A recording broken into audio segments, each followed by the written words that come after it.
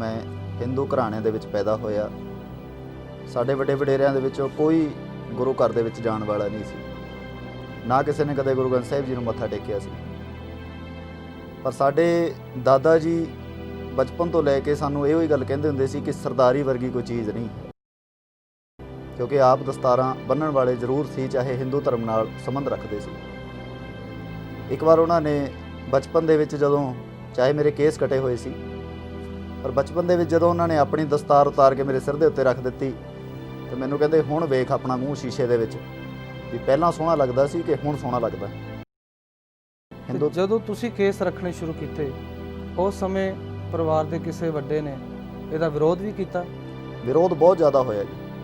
ਕਿਸ ਤਰ੍ਹਾਂ ਦਾ ਵਿਰੋਧ? ਮੈਨੂੰ ਇਹ ਵੀ ਕਿਹਾ ਗਿਆ ਕਿ ਤੂੰ ਸਾਡੇ ਪਰਿਵਾਰ ਦੇ ਵਿੱਚੋਂ ਅਲੱਗ ਹੋ ਰਿਹਾ, ਤੈਨੂੰ ਆਪਣੇ ਪਰਿਵਾਰ ਦਾ ਧਰਮ ਨਹੀਂ ਪਤਾ, ਕੱਲ੍ਹ ਨੂੰ ਜਦੋਂ ਵੱਡਾ ਹੋਏਗਾ ਤੇਰੇ ਨਾਲ ਰਿਸ਼ਤਾ ਕੌਣ ਕਰੇਗਾ, ਕੋਈ ਲੜਕੀ ਤੇਰੇ ਨਾਲ ਰਿਸ਼ਤਾ ਨਹੀਂ ਕਰੇਗੀ। ਇਸ ਤਰ੍ਹਾਂ ਦੀਆਂ ਔਕੜਾਂ ਮੇਰੇ ਸਾਹਮਣੇ ਬੜੀਆਂ ਆਈਆਂ। ਵਾਹਿਗੁਰੂ ਜੀ ਕਾ ਖਾਲਸਾ, ਵਾਹਿਗੁਰੂ ਜੀ ਕੀ ਫਤਿਹ। ਦਾਸ ਰਵਿੰਦਰ ਸਿੰਘ ਏਵਨ ਪੰਜਾਬੀ ਦੇ ਸਾਰੇ ਦਰਸ਼ਕਾਂ ਦਾ ਸਵਾਗਤ ਕਰਦਾ ਹੈ ਤੁਹਾਡੇ ਆਪਣੇ ਪ੍ਰੋਗਰਾਮ ਮੈਂ ਮੁੜ ਸਿੱਖੀ ਵੱਲ ਵਿੱਚ। ਅੱਜ ਸਾਡੇ ਸਟੂਡੀਓ ਦੇ ਵਿੱਚ ਜੋ ਸ਼ਖਸ ਆਏ ਹਨ, ਇੱਕ ਹਿੰਦੂ ਧਰਮ ਤੋਂ ਸਿੱਖੀ ਦੇ ਵਿੱਚ ਸ਼ਾਮਲ ਹੋਏ। ਇਹਨਾਂ ਨੇ ਸਾਡੇ ਨਾਲ ਸੰਪਰਕ ਕੀਤਾ ਕਿ ਮੈਂ ਦੱਸਣਾ ਚਾਹੁੰਦਾ ਆਪਣੀ ਦਾਸਤਾਨ ਆਪਣੀ ਜ਼ੁਬਾਨੀ ਦਰਸ਼ਕਾਂ ਦੇ ਸਾਹਮਣੇ ਕਿ ਕਿੱਦਾਂ ਹਿੰਦੂ ਧਰਮ ਤੋਂ ਸਿੱਖੀ ਦੇ ਵਿੱਚ ਸ਼ਾਮਲ ਹੋਏ। ਸੋ ਸਵਾਗਤ ਕਰਦੇ ਹਾਂ ਭਾਈ ਗੁਰਬਚਨ ਸਿੰਘ ਜੀ ਦਾ ਸਾਡੇ ਸਟੂਡੀਓ ਦੇ ਵਿੱਚ। ਭਾਈ ਗੁਰਬਚਨ ਸਿੰਘ ਜੀ, ਤੁਹਾਡਾ ਬਹੁਤ ਬਹੁਤ ਸਾਡੇ ਸਟੂਡੀਓ 'ਚ ਆਉਣ 'ਤੇ ਸਵਾਗਤ। ਵਾਹਿਗੁਰੂ ਜੀ ਕਾ ਖਾਲਸਾ, ਵਾਹਿਗੁਰੂ ਜੀ ਕੀ ਫਤਿਹ। ਸੋ ਸਾਡੇ ਦਰਸ਼ਕਾਂ ਨੂੰ ਸਭ ਤੋਂ ਪਹਿਲਾਂ ਆਪਣੇ ਮੁੱਢਲੇ ਜੀਵਨ ਬਾਰੇ ਥੋੜ੍ਹਾ ਜਿਹਾ ਵਿਸਤਾਰ ਦੇ ਵਿੱਚ ਸਮਝਾਓ। ਮੁੱਢਲਾ ਜੀਵਨ ਜੀ ਦਾਸ ਦਾ ਹਿੰਦੂ ਧਰਮ ਦੇ ਵਿੱਚ ਮੈਂ ਹਿੰਦੂ ਘਰਾਣੇ ਦੇ ਵਿੱਚ ਪੈਦਾ ਹੋਇਆ। ਸਾਡੇ ਵੱਡੇ ਵਡੇਰਿਆਂ ਦੇ ਵਿੱਚੋਂ ਕੋਈ ਗੁਰੂ ਘਰ ਦੇ ਵਿੱਚ ਜਾਣ ਵਾਲਾ ਨਹੀਂ ਸੀ, ਨਾ ਕਿਸੇ ਨੇ ਕਦੇ ਗੁਰੂ ਗ੍ਰੰਥ ਸਾਹਿਬ ਜੀ ਨੂੰ ਮੱਥਾ ਟੇਕਿਆ ਸੀ। ਪਰ ਸਾਡੇ ਦਾਦਾ ਜੀ ਬਚਪਨ ਤੋਂ ਲੈ ਕੇ ਸਾਨੂੰ ਇਹੋ ਹੀ ਗੱਲ ਕਹਿੰਦੇ ਹੁੰਦੇ ਸੀ ਕਿ ਸਰਦਾਰੀ ਵਰਗੀ ਕੋਈ ਚੀਜ਼ ਨਹੀਂ ਹੈ, ਕਿਉਂਕਿ ਆਪ ਦਸਤਾਰਾਂ ਬੰਨਣ ਵਾਲੇ ਜ਼ਰੂਰ ਸੀ, ਚਾਹੇ ਹਿੰਦੂ ਧਰਮ ਨਾਲ ਸੰਬੰਧ ਰੱਖਦੇ ਸੀ। ਇੱਕ ਵਾਰ ਉਹਨਾਂ ਨੇ ਬਚਪਨ ਦੇ ਵਿੱਚ ਜਦੋਂ ਚਾਹੇ ਮੇਰੇ ਕੇਸ ਕਟੇ ਹੋਏ ਸੀ, ਪਰ ਬਚਪਨ ਦੇ ਵਿੱਚ ਜਦੋਂ ਉਹਨਾਂ ਨੇ ਆਪਣੀ ਦਸਤਾਰ ਉਤਾਰ ਕੇ ਮੇਰੇ ਸਿਰ ਦੇ ਉੱਤੇ ਰੱਖ ਦਿੱਤੀ ਤੇ ਮੈਨੂੰ ਕਹਿੰਦੇ ਹੁਣ ਵੇਖ ਆਪਣਾ ਮੂੰਹ ਸ਼ੀਸ਼ੇ ਦੇ ਵਿੱਚ, ਵੀ ਪਹਿਲਾਂ ਸੋਹਣਾ ਲੱਗਦਾ ਸੀ ਕਿ ਹੁਣ ਸੋਹਣਾ ਲੱਗਦਾ। ਤੇ ਮੈਂ ਬੱਚਾ ਸੀ, ਮੇਰੇ ਖਿਆਲ 10 ਕੁ ਸਾਲ ਦੀ ਉਮਰ ਉਦੋਂ ਹੋਏਗੀ, ਤੇ ਮੈਂ ਹੱਸ ਕੇ ਜਵਾਬ ਦਿੱਤਾ ਵੀ ਹੁਣ ਮੈਂ ਜ਼ਿਆਦਾ ਸੋਹਣਾ ਲੱਗ ਰਿਹਾ ਤੇ ਆਪਣੀ ਪੱਗ ਮੈਨੂੰ ਦੇ ਦਿਓ। ਤੇ ਹੱਸਣ ਲੱਗੇ, ਕਹਿੰਦੇ ਇਹ ਤੇ ਪੱਗ ਮੇਰੀ ਹੈ, ਤੂੰ ਆਪਣੀ ਲੈ ਕੇ ਆ, ਕਿਉਂਕਿ ਉਹਨਾਂ ਦੀ ਵੀ ਉਮਰ ਕਾਫੀ ਸੀ। ਦੋਵੇਂ ਅਸੀਂ ਹੱਸਣ ਲੱਗੇ ਮਜ਼ਾਕ ਦੇ ਵਿੱਚ। ਇਹ ਹੋਈ ਉਸ ਤੋਂ ਬਾਅਦ ਦੇ ਵਿੱਚ ਜਦੋਂ ਮੁੱਢਲਾ ਜੀਵਨ ਚੱਲਦਾ ਗਿਆ ਤੇ ਇੱਕ ਸਮੇਂ ਦੇ ਵਿੱਚ ਇਹ ਵੀ ਆਇਆ ਕਿ ਦਾਸ ਦੇ ਕੇਸ ਵੀ ਰੱਖ ਲਏ, ਪਰ ਉਹਨਾਂ ਕੇਸਾਂ ਦੀ ਸੰਭਾਲਣਾ ਮੇਰੀ ਮਾਤਾ ਜੀ ਵਾਸਤੇ ਕਰਨੀ ਔਖੀ ਸੀ। ਬੱਚਿਆਂ ਨਾਲ ਖੇਡਦੇ ਹੋਏ ਕਈ ਵਾਰ ਗੰਦੇ ਹੋ ਜਾਣੇ, ਲਿਬੜ ਜਾਣੇ, ਤੇ ਇੱਕ ਦਿਨ ਮਾਤਾ ਨੇ ਔਖੇ ਹੋ ਕੇ ਉਹ ਸਾਡੇ ਕੇਸ ਹੀ ਕੱਟ ਦਿੱਤੇ ਆਪਣੇ ਹੱਥ ਨਾਲ। ਇਹ ਕੇਸ ਰੱਖਣ ਦੀ ਜਿਹੜੀ ਦਾਸਤਾਨ ਵਿੱਚ ਜੀ, ਤੇ ਸਾਡੇ ਦਰਸ਼ਕਾਂ ਨੂੰ ਸਮਝਾਓ, ਸਿੱਖੀ ਪਿਆਰ ਕਰਕੇ ਤੁਸੀਂ ਕੇਸ ਰੱਖਣੇ ਸ਼ੁਰੂ ਕੀਤੇ ਜਾਂ ਕੋਈ ਹੋਰ ਕਾਰਨ ਸੀ? ਕੇਸ ਇੱਕ ਵਾਰ ਜਦੋਂ ਮਾਤਾ ਜੀ ਨੇ ਮੇਰੇ ਕੱਟ ਦਿੱਤੇ ਸੀ, ਕਿਉਂਕਿ ਬਚਪਨ ਤੋਂ ਲੈ ਕੇ ਹੋ ਸਕਦਾ ਸ਼ਾਇਦ ਸੋਹਣਾ ਲੱਗਦਾ ਸੀ ਤਾਂ ਕਰਕੇ ਉਹਨਾਂ ਨੇ ਕੇਸ ਰੱਖੇ, ਪਰ ਬਾਅਦ ਦੇ ਵਿੱਚ ਉਹਨਾਂ ਨੇ ਕੇਸ ਮੇਰੇ ਕੱਟ ਵੀ ਦਿੱਤੇ ਆਪੇ ਤੰਗ ਆ ਕੇ ਵੀ ਇਹ ਸੰਭਾਲ ਨਹੀਂ ਸਕਦਾ ਕੇਸ। ਛੋਟਾ ਸੀ ਮੈਂ, 14-15 ਸਾਲ ਦੀ ਉਮਰ ਦੇ ਵਿੱਚ ਜਦੋਂ ਬਸੰਤ ਪੰਚਮੀ ਦਾ ਇੱਕ ਵਾਰ ਮੇਲਾ ਦੂਖਨਿਵਾਰਨ ਸਾਹਿਬ ਪਟਿਆਲੇ ਦੇਖਣ ਵਾਸਤੇ ਗਿਆ, ਤੇ ਉੱਥੇ ਸਿੱਖ ਮਿਸ਼ਨਰੀ ਕਾਲਜ ਦੀ ਸਟਾਲ ਲੱਗੀ ਹੋਈ ਸੀ ਕਿਤਾਬਾਂ ਦੀ। ਖੂਨ ਸ਼ਹੀਦਾਂ ਦਾ ਕਿਤਾਬ ਮੈਂ ਲੈ ਕੇ ਉਹ ਪੜ੍ਹਨੀ ਸ਼ੁਰੂ ਕਰ ਦਿੱਤੀ। ਉਹਦੇ ਵਿੱਚ ਛੋਟੇ ਸਾਹਿਬਜ਼ਾਦਿਆਂ ਬਾਰੇ ਪੜ੍ਹਿਆ, ਵੱਡੇ ਸਾਹਿਬਜ਼ਾਦਿਆਂ ਬਾਰੇ ਪੜ੍ਹਿਆ, ਸਾਰੇ ਸ਼ਹੀਦਾਂ ਬਾਰੇ ਜਿੰਨੇ ਵੀ ਉਹਦੇ ਵਿੱਚ ਸ਼ਹੀਦ ਸੀ ਮੈਂ ਸਾਰੇ ਬੜੇ ਲਗਨ ਦੇ ਨਾਲ ਪੜ੍ਹੇ। ਮੈਨੂੰ ਬੜਾ ਉਤਸ਼ਾਹ ਮਿਲਿਆ ਵੀ ਆ ਸ਼ਹੀਦਾਂ ਦਾ ਇਤਿਹਾਸ ਕਿੱਡਾ ਵਧੀਆ। ਉਸ ਸਮੇਂ ਤੁਹਾਡੀ ਉਮਰ ਕਿੰਨੀ ਕੁ ਸੀ? ਮੇਰੀ 15 ਕੁ ਸਾਲ ਦੀ ਉਮਰ ਸੀ ਜੀ। ਉਹ 15 ਕੁ ਸਾਲ ਦੀ ਉਮਰ ਦੇ ਵਿੱਚ ਮੈਨੂੰ ਇਹ ਘਟਨਾ ਹੋਈ। ਉਸ ਤੋਂ ਬਾਅਦ ਐਸਾ ਸਮਾਂ ਬਣਿਆ ਵੀ ਉਹ ਸਾਹਿਬਜ਼ਾਦਿਆਂ ਦੀ ਸ਼ਹੀਦੀ ਤੇ ਉਹ ਗੁਰਦੁਆਰਾ ਫਤਿਹਗੜ੍ਹ ਸਾਹਿਬ ਦੇ ਕੀਤੇ ਹੋਏ ਦਰਸ਼ਨ, ਉਸ ਤੋਂ ਬਾਅਦ ਦੇ ਵਿੱਚ ਮੈਂ ਲਿਟਰੇਚਰ ਪੜ੍ਹਦਾ ਗਿਆ, ਇੱਕ ਤੋਂ ਬਾਅਦ ਇੱਕ ਲਿਟਰੇਚਰ ਮੈਂ ਲੈ ਆਂਦਾ ਘਰ, ਉਹਨੂੰ ਪੜ੍ਹਦਾ ਗਿਆ, ਲਗਾਤਾਰ ਪੜ੍ਹਦਾ ਗਿਆ। ਗੁਰਬਾਣੀ ਨਾਲ ਮੇਰਾ ਪਿਆਰ ਬਣਿਆ। ਉਸ ਤੋਂ ਬਾਅਦ ਦੇ ਵਿੱਚ ਮੈਂ ਹੌਲੀ ਕੇਸ ਰੱਖਣੇ ਸੰਭਾਲਣੇ ਸ਼ੁਰੂ ਕਰ ਦਿੱਤੇ ਵੀ ਮੈਂ ਅੱਜ ਤੋਂ ਬਾਅਦ ਕੇਸ ਨਹੀਂ ਕਟਾਣੇ। ਸਾਡਾ ਮੇਲ ਜਦੋਂ ਸਿੱਖ ਮਿਸ਼ਨਰੀ ਕਾਲਜ ਦੇ ਕੁਝ ਪ੍ਰਬੰਧਕਾਂ ਨਾਲ ਹੋਇਆ, ਮਿਸ਼ਨਰੀ ਵੀਰਾਂ ਨਾਲ ਹੋਇਆ, ਉਹਨਾਂ ਨੇ ਇਸ ਗੱਲ ਦੇ ਉੱਤੇ ਜ਼ੋਰ ਦਿੱਤਾ। ਮੈਂ ਖਾਸ ਤੌਰ ਦੇ ਉੱਤੇ ਧੰਨਵਾਦ ਕਰਨਾ ਚਾਹੁੰਦਾ ਭਾਈ ਸੱਜਣ ਮੋਹਨ ਸਿੰਘ ਜੀ, ਜਿਨ੍ਹਾਂ ਨੇ ਖਾਸ ਤੌਰ ਦੇ ਉੱਤੇ ਮੇਰੀ ਕਈ ਸਮੇਂ ਦੇ ਉੱਤੇ ਮਾਇਕ ਸਹਾਇਤਾ ਵੀ ਕੀਤੀ ਗਰੀਬੀ ਦਾ ਸਮਾਂ ਸੀ, ਘਰ ਦੇ ਵਿੱਚ ਗਰੀਬੀ ਸੀ। ਘਰ ਦੇ ਜਦੋਂ ਕਿਸੇ ਚੀਜ਼ ਵਾਸਤੇ ਮਨਾ ਵੀ ਕਰ ਦਿੰਦੇ ਤਾਂ ਉਹ ਮੇਰੀ ਉਸ ਸਮੇਂ ਮਦਦ ਕਰਦੇ ਕਿ ਤੂੰ ਕੋਈ ਗੱਲ ਨਹੀਂ। ਦਸਤਾਰ ਵੀ ਪਹਿਲੀ ਇਸੇ ਤਰ੍ਹਾਂ ਕਿਸੇ ਨੇ ਮੈਨੂੰ ਦਿੱਤੀ ਸੀ, ਮੈਂ ਆਪ ਖਰੀਦਣ ਦੇ ਮੇਰੇ ਕੋਲ ਪੈਸੇ ਨਹੀਂ ਸੀ। ਉਸ ਸਮੇਂ ਮੈਂ ਇਹ ਕੇਸ ਸੰਭਾਲਣੇ ਫਿਰ ਸ਼ੁਰੂ ਕੀਤੇ। ਜਦੋਂ ਤੁਸੀਂ ਕੇਸ ਰੱਖਣੇ ਸ਼ੁਰੂ ਕੀਤੇ, ਪਹਿਲਾਂ ਤੁਸੀਂ ਗੱਲ ਕੀਤੀ ਦਸਤਾਰ ਦੀ ਕਿ ਸਾਡੇ ਵੱਡੇ ਵਡੇਰੇ ਦਸਤਾਰ ਸਜਾਉਂਦੇ ਆਏ ਨੇ, ਕਿ ਦਸਤਾਰ ਦੇ ਨਾਲ ਕੇਸਾਂ ਦੀ ਵੀ ਕੋਈ ਥੋੜੀ ਬਹੁਤੀ ਮਹਾਨਤਾ ਘਰ ਦੇ ਵਿੱਚ ਸੀ ਜਾਂ ਨਹੀਂ? ਕੇਸਾਂ ਦੀ ਮਹਾਨਤਾ ਸਾਡੇ ਘਰ 'ਚ ਨਹੀਂ ਸੀ, ਕਿਉਂਕਿ ਸਾਡੇ ਵੱਡੇ ਵਡੇਰੇ ਜਾਂ ਜਿਤਨੇ ਵੀ ਹੋਏ ਉਹ ਸਾਰੇ ਠਾਕੁਰ ਦੁਆਰੇ ਚਲਾਉਣ ਵਾਲੇ, ਠਾਕੁਰਾਂ ਦੀ ਪੂਜਾ ਕਰਨ ਵਾਲੇ, ਮੂਰਤੀਆਂ ਦੀ ਪੂਜਾ ਕਰਨ ਵਾਲੇ ਸੀ। ਪਰ ਉਹਨਾਂ ਦਾ ਕੇਸਾਂ ਰੱਖਣ ਨਾਲ ਜਾਂ ਗੁਰਦੁਆਰੇ ਜਾਣ ਨਾਲ ਇਸ ਤਰ੍ਹਾਂ ਦਾ ਕੋਈ ਸੰਬੰਧ ਨਹੀਂ ਸੀ। ਨਾ ਕੋਈ ਗੁਰਦੁਆਰੇ ਜਾਂਦਾ ਸੀ ਤੇ ਨਾ ਹੀ ਕੋਈ ਗੁਰੂ ਦੀ ਗੱਲ ਘਰ ਦੇ ਵਿੱਚ ਕਰਦਾ ਸੀ। ਸਾਰੇ ਦੇਵੀ ਦੇਵਤਿਆਂ ਨੂੰ ਮੰਨਣ ਵਾਲੇ ਸੀ। ਤੇ ਜਦੋਂ ਤੁਸੀਂ ਕੇਸ ਰੱਖਣੇ ਸ਼ੁਰੂ ਕੀਤੇ, ਉਸ ਸਮੇਂ ਪਰਿਵਾਰ ਦੇ ਕਿਸੇ ਵੱਡੇ ਨੇ ਇਹਦਾ ਵਿਰੋਧ ਵੀ ਕੀਤਾ? ਵਿਰੋਧ ਬਹੁਤ ਜ਼ਿਆਦਾ ਹੋਇਆ ਜੀ। ਕਿਸ ਤਰ੍ਹਾਂ ਦਾ ਵਿਰੋਧ? ਮੈਨੂੰ ਇਹ ਵੀ ਕਿਹਾ ਗਿਆ ਕਿ ਤੂੰ ਸਾਡੇ ਪਰਿਵਾਰ ਦੇ ਵਿੱਚੋਂ ਅਲੱਗ ਹੋ ਰਿਹਾ, ਤੈਨੂੰ ਆਪਣੇ ਪਰਿਵਾਰ ਦਾ ਧਰਮ ਨਹੀਂ ਪਤਾ, ਕੱਲ੍ਹ ਨੂੰ ਜਦੋਂ ਵੱਡਾ ਹੋਏਗਾ ਤੇਰੇ ਨਾਲ ਰਿਸ਼ਤਾ ਕੌਣ ਕਰੇਗਾ, ਕੋਈ ਲੜਕੀ ਤੇਰੇ ਨਾਲ ਰਿਸ਼ਤਾ ਨਹੀਂ ਕਰੇਗੀ। ਇਸ ਤਰ੍ਹਾਂ ਦੀਆਂ ਔਕੜਾਂ ਮੇਰੇ ਸਾਹਮਣੇ ਬੜੀਆਂ ਆਈਆਂ। ਝਿੜਕਿਆ ਵੀ ਗਿਆ, ਰੋਕਿਆ ਵੀ ਗਿਆ, ਪਰ ਜੋ ਪਰਮਾਤਮਾ ਨੇ ਕਰਨਾ ਹੁੰਦਾ ਉਹੀ ਕਰਦਾ। ਤੇ ਉਹਨਾਂ ਨੇ ਮੈਨੂੰ ਆਪਣੀ ਖਿੱਚ ਦੇ ਨਾਲ ਆਪਣੇ ਗੁਰੂ ਘਰ ਤੱਕ ਬੁਲਾਉਣਾ, ਮੇਰੇ ਤੋਂ ਕਈ ਵਾਰ ਢੋਲਕ ਦੀ ਸੇਵਾ ਵੀ ਲੈਣੀ, ਉਹ ਵੀ ਸ਼ੌਂਕ ਦੇ ਨਾਲ ਹੀ। ਇਹ ਸਾਜ਼ਾਂ ਵੱਲ ਮੈਂ ਤੁਰ ਪਿਆ। ਤੁਸੀਂ ਜਦੋਂ ਗੁਰੂ ਘਰ ਨਾਲ ਜੁੜੇ, ਨਾਮ ਬਾਣੀ ਦੇ ਨਾਲ ਜੁੜਨ ਦਾ ਸਿਲਸਿਲਾ ਕਦੋਂ ਤੋਂ ਸ਼ੁਰੂ ਹੋਇਆ? ਗੁਰੂ ਘਰ ਮੈਂ 16 ਕੁ ਸਾਲ ਦੀ ਉਮਰ ਤੋਂ ਮੈਂ ਜਾਣ ਲੱਗ ਪਿਆ ਸੀ, ਛੋਟੇ ਹੁੰਦੇ ਤੋਂ। ਗੁਰਦਿਆਲ ਸਿੰਘ ਜੀ ਟਾਂਡੇ ਵਾਲੇ, ਉਹਨਾਂ ਦਾ ਇੱਕ ਬਚਨ ਮੈਨੂੰ ਬੜਾ ਵਧੀਆ ਲੱਗਦਾ, ਅੱਜ ਵੀ ਮੈਂ ਉਹ ਬਚਨ ਯਾਦ ਰੱਖਦਾ। ਉਹਨਾਂ ਜਦੋਂ ਸਟੇਜ ਦੇ ਉੱਤੋਂ ਇੱਕ ਵਾਰੀ ਇਹ ਬੋਲਿਆ, ਕਹਿੰਦੇ ਸਾਹਿਬਜ਼ਾਦਿਆਂ ਦੀ ਉਮਰ ਨੂੰ ਯਾਦ ਕਰੋ ਕਿ ਉਹਨਾਂ ਦੀ ਕਿੰਨੀ ਉਮਰ ਸੀ ਕਿ ਜਦੋਂ ਉਹਨਾਂ ਨੇ ਆਪਣੇ ਧਰਮ ਵਾਸਤੇ ਸ਼ਹੀਦੀ ਦੇ ਦਿੱਤੀ। ਉਹ ਸਾਹਿਬਜ਼ਾਦਿਆਂ ਦਾ ਹੀ ਇਤਿਹਾਸ ਉਹਨਾਂ ਨੇ 3 ਦਿਨ ਦੱਸਿਆ, 3 ਦਿਨ ਦੇ ਦੀਵਾਨ 'ਚ, ਛੋਟੇ ਸਾਹਿਬਜ਼ਾਦਿਆਂ ਦਾ, ਕਿਵੇਂ ਸ਼ਹੀਦ ਹੋਏ, ਕਿਵੇਂ ਉਹਨਾਂ ਨੂੰ ਨੀਹਾਂ ਚਿਣਿਆ ਗਿਆ। ਉਹ ਮੈਂ ਸੁਣ ਕੇ 1-2 ਵਾਰ ਰੋ ਵੀ ਪਿਆ, ਇੰਨਾ ਜ਼ਿਆਦਾ ਮੈਂ ਉਹਨਾਂ ਤੋਂ ਪ੍ਰਭਾਵਿਤ ਹੋਇਆ। ਉਹ ਗੱਲਾਂ ਮੇਰੇ ਅੰਦਰ ਅੱਜ ਤੱਕ ਗੂੰਜਦੀਆਂ ਨੇ ਜੋ ਉਹਨਾਂ ਨੇ ਦੀਵਾਨ 'ਚ ਕਹੀਆਂ। ਇੱਕ ਸਮਾਂ ਸੀ ਕਿ ਉਸ ਸਮੇਂ ਦੇ ਵਿੱਚ ਮੈਂ ਅੰਮ੍ਰਿਤ ਛਕਣ ਵੱਲ ਤੁਰ ਪਿਆ ਕਿ ਮੈਂ ਅੱਜ ਤੋਂ ਬਾਅਦ ਇੱਕ ਪ੍ਰਣ ਕਰਨਾ ਹੈ ਕਿ ਅੱਜ ਤੋਂ ਬਾਅਦ ਮੈਂ ਉਹ ਸਾਹਿਬਜ਼ਾਦਿਆਂ ਦੇ ਰਸਤੇ ਦੇ ਉੱਤੇ ਤੁਰ ਪੈਣਾ ਹੈ। ਚਾਹੇ ਮੈਨੂੰ ਕੋਈ ਨਿੰਦੇ, ਚਾਹੇ ਮੈਨੂੰ ਕੋਈ ਘਰ ਦੇ ਵਿੱਚ ਘਰੋਂ ਬਾਹਰ ਕੱਢ ਦੇਵੇ, ਪਰ ਮੈਂ ਇੱਕ ਵਾਰ ਅੰਮ੍ਰਿਤ ਛਕਣਾ ਜ਼ਰੂਰ ਹੈ। ਇੱਕ ਗੱਲ ਇੱਥੇ ਮੈਂ ਆਪ ਜੀ ਨੂੰ ਪੁੱਛਣੀ ਚਾਹਾਂਗਾ, ਤੁਸੀਂ ਦੱਸਿਆ ਕਿ ਤੁਹਾਡੇ ਵੱਡੇ ਵਡੇਰੇ ਮਹੰਤ ਲਾਣੇ ਦੇ ਨਾਲ ਸੰਬੰਧ ਰੱਖਦੇ ਹਨ, ਠਾਕੁਰ ਦੁਆਰਿਆਂ ਦੀ ਪੂਜਾ, ਮੰਦਰਾਂ ਦੀ ਪੂਜਾ। ਤੁਸੀਂ ਸਿੱਖੀ ਦੀਵਾਨ ਦੇ ਵਿੱਚ ਇੱਕ ਵਾਰੀ ਗਏ, ਤੁਹਾਡਾ ਮਨ ਬਦਲਿਆ, ਪਰ ਤੁਸੀਂ ਆਪਣੇ ਧਰਮ ਦੇ, ਆਪਣੇ ਧਾਰਮਿਕ ਸਮਾਗਮਾਂ ਦੇ ਵਿੱਚ ਵੀ ਜ਼ਰੂਰ ਗਏ ਹੋਣੇ, ਸ਼ਿਰਕਤ ਕੀਤੀ ਹੋਣੀ, ਉੱਥੇ ਦਾ ਕੋਈ ਅਸਰ ਤੁਹਾਡੇ ਮਨ 'ਤੇ ਨਹੀਂ ਹੋਇਆ? ਬਚਪਨ ਤੋਂ ਲੈ ਕੇ ਮੈਂ ਧਾਰਮਿਕ ਤੌਰ ਦੇ ਉੱਤੇ ਮੈਂ ਲਿਟਰੇਚਰ ਪੜ੍ਹਦਾ ਰਿਹਾ, ਪਰ ਬਾਕੀ ਧਰਮਾਂ ਨੂੰ ਮੈਂ ਪੜ੍ਹਦਾ ਰਿਹਾ। ਮੈਂ ਜ਼ਰੂਰ ਪੜ੍ਹਿਆ। ਮੈਂ ਹੁਣ ਵੀ ਪੰਜਾਬੀ ਯੂਨੀਵਰਸਿਟੀ ਤੋਂ ਮੈਂ ਧਰਮ ਦੀ BA ਕੀਤੀ ਹੈ। ਧਰਮ ਮੈਂ 3 ਸਾਲ ਪੜ੍ਹਿਆ, 3 ਸਾਲਾਂ ਦੇ ਵਿੱਚ ਮੈਂ 12 ਧਰਮ ਪੜ੍ਹੇ ਨੇ, ਪਰ ਉਹ ਸਮੇਂ ਵੀ ਮੈਂ ਲਿਟਰੇਚਰ ਪੜ੍ਹਦਾ ਸੀ। ਪਰ ਹਿੰਦੂ ਧਰਮ ਦਾ ਲਿਟਰੇਚਰ, ਈਸਾਈਆਂ ਦਾ ਲਿਟਰੇਚਰ ਜਾਂ ਮੁਸਲਮਾਨ ਧਰਮ ਦਾ ਲਿਟਰੇਚਰ ਕੋਈ ਵੀ ਮੈਂ ਪੜ੍ਹਨਾ, ਮੈਂ ਪੜ੍ਹ ਲਿਆ ਜ਼ਰੂਰ, ਪਰ ਮੈਨੂੰ ਪਸੰਦ ਨਹੀਂ ਆਇਆ। ਪਰ ਅੰਤ ਦੇ ਵਿੱਚ ਜਦੋਂ ਸਿੱਖੀ ਦੇ ਨਾਲ ਸੰਬੰਧਿਤ, ਮੈਂ ਸਿੱਖੀਜ਼ਮ ਦੇ ਨਾਲ ਸੰਬੰਧਿਤ ਕਿਤਾਬਾਂ ਪੜ੍ਹਨੀਆਂ ਸ਼ੁਰੂ ਕੀਤੀਆਂ, ਉਹ ਸਾਰਾ ਕੁਝ ਮੈਨੂੰ ਫਿੱਕਾ ਲੱਗਣਾ ਸ਼ੁਰੂ ਹੋ ਗਿਆ ਕਿ ਇਹ ਜੋ ਮੈਂ ਅੱਜ ਤੱਕ ਪੜ੍ਹਿਆ, ਇਸ ਦੇ ਅੱਗੇ ਕੁਝ ਵੀ ਨਹੀਂ। ਜੋ ਇਹ ਸ਼ਹੀਦਾਂ ਦਾ ਇਤਿਹਾਸ ਹੈ, ਇਹਨਾਂ ਤੋਂ ਮਹਾਨ ਇਤਿਹਾਸ ਇਹਨਾਂ ਦਾ ਨਹੀਂ ਹੋ ਸਕਦਾ। ਜਿਸ ਤਰ੍ਹਾਂ ਕਿ ਭਾਈ ਗੁਰਬਚਨ ਸਿੰਘ ਜੀ ਨੇ ਦੱਸਿਆ ਕਿ ਹਿੰਦੂ ਧਰਮ ਦਾ ਵੀ ਇਤਿਹਾਸ ਇਹਨਾਂ ਪੜ੍ਹਿਆ, ਈਸਾਈ ਮਤ ਵੀ ਪੜ੍ਹੀ, ਮੁਸਲਮਾਨ ਇਤਿਹਾਸ ਵੀ ਪੜ੍ਹਿਆ, ਪਰ ਜੋ ਕੁਝ ਸਿੱਖ ਇਤਿਹਾਸ ਦੇ ਵਿੱਚ ਪੜ੍ਹਨ ਤੋਂ ਬਾਅਦ ਇਹਨਾਂ ਨੂੰ ਨਜ਼ਰ ਆਇਆ, ਜੋ ਕੁਝ ਮਹਿਸੂਸ ਹੋਇਆ, ਉਹ ਇਹ ਆਪਣੀ ਬਿਆਨੀ ਆਪ ਜੀ ਨੂੰ ਦੱਸ ਰਹੇ ਹਨ। ਇੱਥੇ ਮੈਂ ਆਪਣੇ ਸਿੱਖ ਪੀੜ੍ਹੀ ਦੇ ਨੌਜਵਾਨਾਂ ਨੂੰ ਬੇਨਤੀ ਕਰਨੀ ਚਾਹਾਂਗਾ ਕਿ ਇੱਕ ਹਿੰਦੂ ਧਰਮ ਤੋਂ ਆ ਕੇ ਜਦੋਂ ਸਿੱਖੀ ਦੀ ਕੋਈ ਕਿਤਾਬ, ਕੋਈ ਲਿਟਰੇਚਰ, ਕੋਈ ਇਤਿਹਾਸ ਪੜ੍ਹਦਾ ਹੈ ਜਾਂ ਗੁਰਬਾਣੀ ਦਾ ਪਾਠ ਕਰਦਾ ਹੈ, ਉਸ ਦੇ ਮਨ ਦੇ ਉੱਤੇ ਇੰਨਾ ਕਸਰ ਹੋ ਜਾਂਦਾ ਹੈ ਕਿ ਆਪਣਾ ਧਰਮ ਛੱਡ ਕੇ ਸਿੱਖੀ ਅਪਣਾਉਣ ਤੱਕ ਵੀ ਉਹ ਹਾਵੀ ਹੋ ਜਾਂਦਾ ਹੈ, ਜੀਵਨ ਦੇ ਵਿੱਚ ਸਿੱਖੀ ਧਾਰਨ ਕਰ ਲੈਂਦਾ ਹੈ। ਪਰ ਅਸੀਂ ਆਪਣੇ ਮਨਾਂ ਦੇ ਅੰਦਰ ਝਾਤ ਮਾਰੀਏ, ਸਾਨੂੰ ਕਿੰਨਾ ਸਮਾਂ ਹੋ ਗਿਆ ਗੁਰਬਾਣੀ ਪੜ੍ਹਦਿਆਂ, ਕਿੰਨਾ ਸਮਾਂ ਹੋ ਗਿਆ ਸਾਨੂੰ ਗੁਰਦੁਆਰੇ ਜਾਂਦਿਆਂ, ਕਿ ਸਾਡੇ ਮਨ 'ਤੇ ਅਸਰ ਨਹੀਂ ਹੋਇਆ। ਅੱਜ ਅਸੀਂ ਖੰਡੇ ਬਾਟੇ ਦੀ ਪੋਲ ਕਿਉਂ ਨਹੀਂ ਲਈ? ਸਾਡੇ ਤੇ ਸਾਡੇ ਸ਼ਹੀਦਾਂ ਦਾ ਅਸਰ ਕਿਉਂ ਨਹੀਂ ਹੋਇਆ? ਕਾਰਨ ਕਿ ਅਸੀਂ ਉਸ ਮਨ ਦੇ ਤਲ ਤੋਂ ਉਸ ਇਤਿਹਾਸ ਨੂੰ, ਉਸ ਲਿਟਰੇਚਰ ਨੂੰ, ਉਸ ਬਾਣੀ ਨੂੰ ਪੜ੍ਹਿਆ ਨਹੀਂ, ਜਿਸ ਮਨ ਦੇ ਤਲ ਤੋਂ ਭਾਈ ਗੁਰਬਚਨ ਸਿੰਘ ਜੀ ਨੇ ਪੜ੍ਹਨ ਦਾ ਯਤਨ ਕੀਤਾ। ਗੁਰਬਚਨ ਸਿੰਘ ਜੀ, ਤੁਸੀਂ ਸਿੱਖ ਧਰਮ ਦਾ ਲਿਟਰੇਚਰ ਇੰਨਾ ਕੁ ਕਿਉਂ ਪੜ੍ਹਨਾ ਸ਼ੁਰੂ ਕੀਤਾ? ਇੰਨਾ ਲਿਟਰੇਚਰ ਤੁਸੀਂ ਕਿਸ ਗੱਲ ਤੋਂ ਪੜ੍ਹਿਆ ਕਿ ਤੁਸੀਂ ਸਿੰਘ ਸੱਜ ਕੇ ਅੰਮ੍ਰਿਤ ਛਕ ਲਿਆ? ਅਸਲ ਦੇ ਵਿੱਚ ਭਾਈ ਸਾਹਿਬ ਜੀ, ਜਦੋਂ 14-15 ਸਾਲ ਦੀ ਉਮਰ ਦੇ ਵਿੱਚ ਜਦੋਂ ਮੇਰੇ ਸਹਿਪਾਠੀ ਜਾਂ ਜਿਹੜੇ ਨਾਲ ਪੜ੍ਹਨ ਵਾਲੇ ਸੀ, ਉਹਨਾਂ ਨੇ ਜਦੋਂ ਕਿਸੇ ਸਰਦਾਰ ਨੂੰ ਵੇਖਣਾ ਜਾਂ ਮਜ਼ਾਕ ਦੇ ਵਿੱਚ ਉਹਨਾਂ ਨੇ ਇੱਕੋ ਗੱਲ ਕਹਿਣੀ ਵੀ 12 ਵੱਜ ਗਏ, ਇਹ ਸਰਦਾਰਾਂ ਦੇ 12 ਵੱਜ ਗਏ।